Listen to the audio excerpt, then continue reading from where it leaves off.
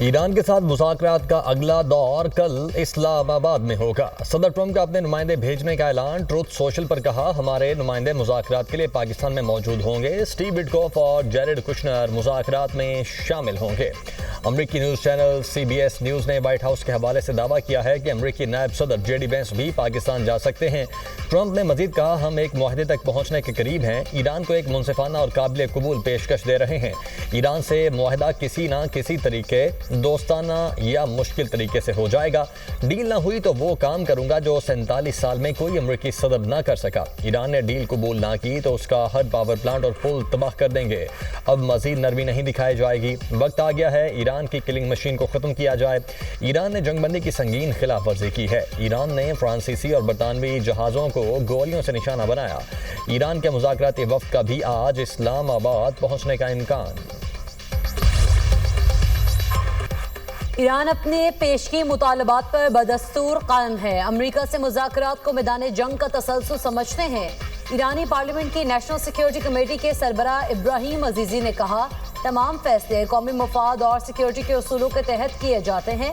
ایران اپنے مفادات کے تحفظ کے لیے ہر قدم اٹھائے گا۔ امریکہ نے دباؤ اور زیادتی پر مبنی رویہ اپنایا تو مذاکرات میں مانی ہوں گے۔ لبنان کا معاملہ نہایت اہم ہے اور جنگ بندی اس کی بنیادی شرط ہے۔ مجرم اثاثے بحال کروانا بھی اہم شرائط میں شامل ہے۔ تہران اپنے اصولوں سے کسی صورت پیچھے نہیں ہٹے گا۔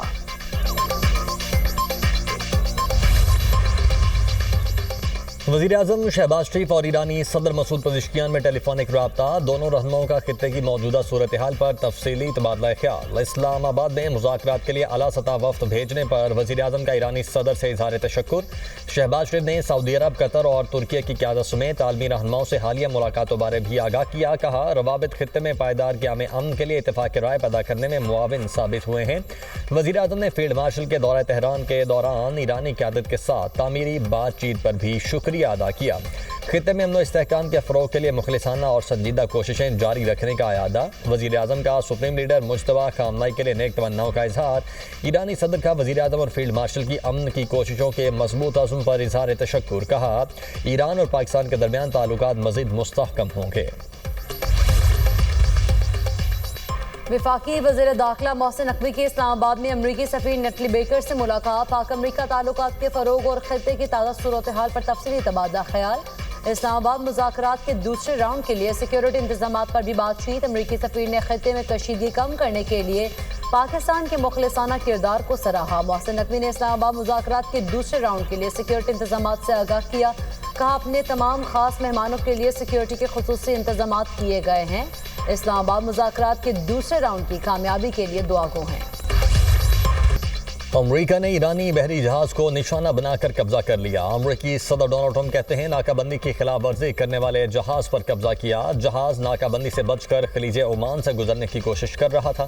جہاز کو رکنے کی وارننگ بھی دی لیکن ایرانی عملے نے سننے سے انکار کر دیا۔ امریکی بحریہ نے جہاز کے انجن روم میں سوراخ کر کے اسے روکا۔ جہاز 900 فٹ لمبا، ایک طیارہ بردار بحری جہاز جتنا وزنی ہے۔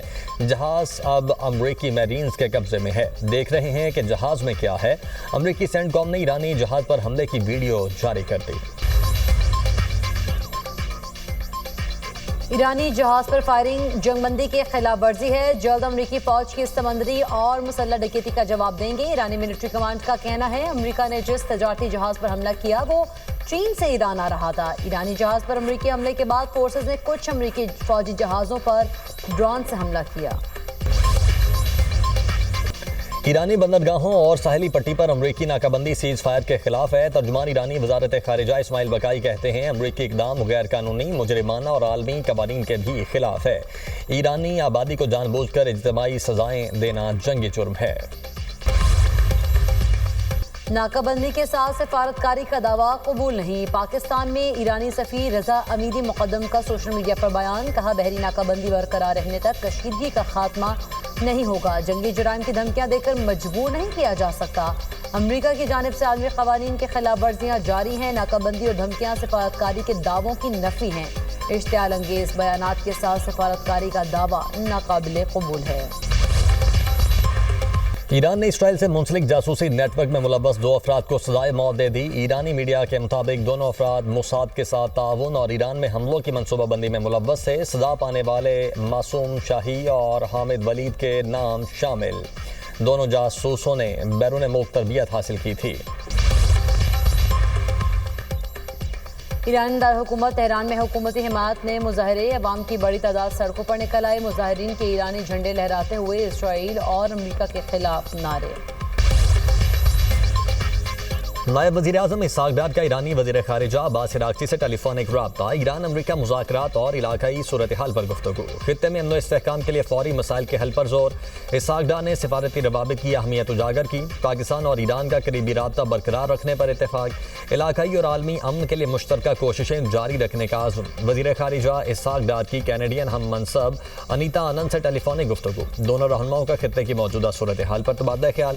کینیڈا کا پاکستان کی مذاکراتی اور مثبت سفارتی کوششوں کی حمایت کا اظہار۔ لبنان سمیت خطے میں امن و استحکام کے لیے مشترکہ عزم کا اعادہ۔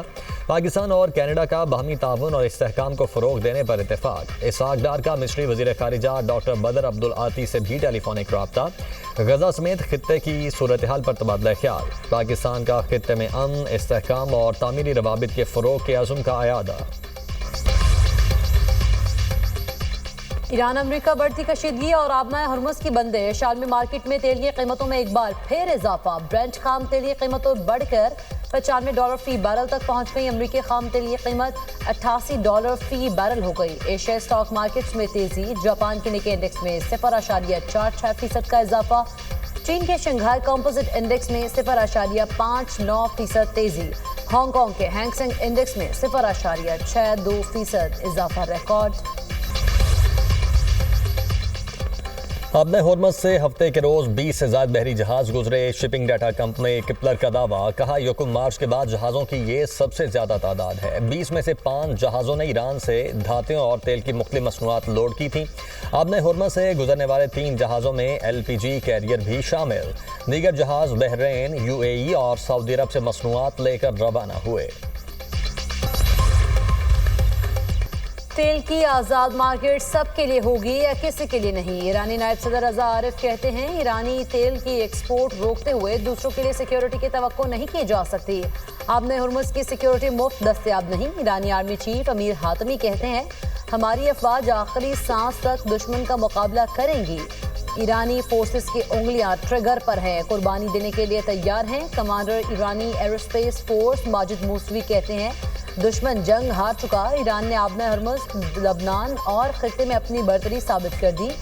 ایران پہلے سے زیادہ تیزی سے میزائل اور ڈرون اپ ڈیٹ کرنے کی صلاحیت رکھتا ہے۔ جنگ بندی کے دوران اپنی عسکری طاقت کو پہلے سے زیادہ رفتار کے ساتھ بحال کیا ہے۔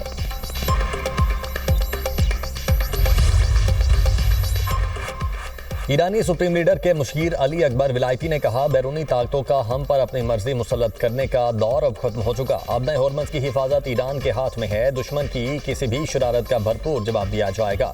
پیرس اجلاس تماشا ہے۔ برطانیہ اور فرانس مداخلت نہ کریں۔ برطانیہ اور فرانس اپنے سمندری راستوں کی فکر کریں۔ ایران جنگ کے باعث معاشی بحران کا خوف۔ متحدہ عرب امارات نے امریکہ سے ڈالر سپورٹ مانگ لی۔ امریکی جریدے وال اسٹریٹ جرنل کی رپورٹ کے مطابق UAE نے ممکنہ معاشی دباؤ کے پیش نظر امریکہ سے مالی تعاون کے لیے رابطہ کیا۔ متحدہ عرب امارات کے مرکزی بینک کے گورنر خالد محمد نے امریکی حکام سے اہم ملاقاتیں کی۔ اماراتی حکام کو خدشہ ہے جنگ کے باعث زر مبادلہ کے ذخائر کم ہو سکتے ہیں۔ آبنائے ہرمز میں رکاوٹوں اور تیل و گیس انفراسٹرکچر کو نقصان نے ڈالر آمدن کو متاثر کیا۔ ڈالر کی قلت بڑھی تو UAE چینی یوان سمیت متبادل کرنسیز کا رخ کر سکتا ہے۔